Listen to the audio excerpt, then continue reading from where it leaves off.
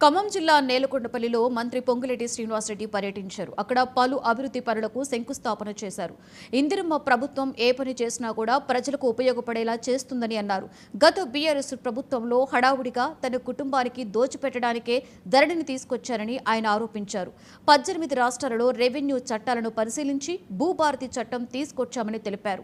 గత బీఆర్ఎస్ ప్రభుత్వం తీసుకొచ్చిన ధరణి చట్టంలో విధి విధానాలు లేవని, ఇందిరమ్మ ప్రభుత్వం అమలు చేసిన భూభారతి చట్టం అన్ని విధి విధానాలు అమలు చేశామని మంత్రి వెల్లడించారు. ఈ చట్టంలో అవకాశం అనేది మనం తెచ్చుకుంటున్నాం. సర్వే చేయడం అంటే ఆ బొమ్మ ఎట్లా చూపిస్తాడో ఆనాటి ముఖ్యమంత్రి గారు ఒక్కసారి మీరు చూడండి. అప్లై చేసుకోమన్నాడు, సమస్య పరిష్కరించేది ఆ చట్టంలో పెట్టుకోవాలి. సార్ పెట్టుకోలేదు, ప్రజలంతా అడిగిన తర్వాత మళ్ళీ పెట్టుకోవచ్చు కావాలంటే, అది కూడా పెట్టలే. ప్రజల గగ్గోళ్ళు పెట్టిన రాజుగారు ఏది చెప్తే అదే నేను దొరనే చెప్పిన కాబట్టి నువ్వు ఇంటేను, లేకుంటే నీ చావు నువ్వు చావని ప్రజలను వదిలేసి నిన్నగాక మొన్న నా కడుపు అంతా ఏది బాధగా ఉంది.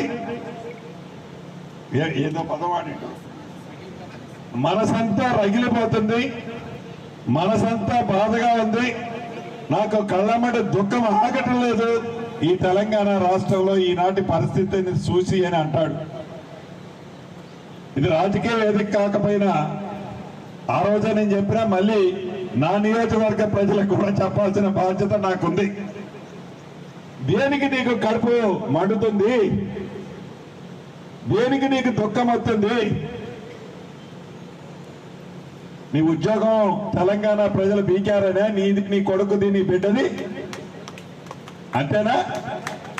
లేకుంటే పేదవాడు సన్న బియ్యం తింటుండని నీ కడుపు మండుతుందా? పేదవాడికి ఇందిరమ్మ ఇల్లు కట్టుకుంటుండని నీ కడుపు మండుతుందా? పేదవాడికి 200 యూనిట్ల కరెంట్ వస్తుందని నీ కడుపు మండుతుందా? లేకుంటే 500 రూపాయలకే గ్యాస్ మద్దతు వస్తుందని నీ కడుపు మండుతుందా? దేనికి మండుతుంది నీ కడుపు? ధరణితో పేదవాళ్ళందరూ రోడ్డు మీద పడ్డారు. ఇంటి ఆయన మంగళసూత్రం కూడా తాకట్టు పెట్టి కోర్టు చుట్టూ తిరుగుతున్నాడు.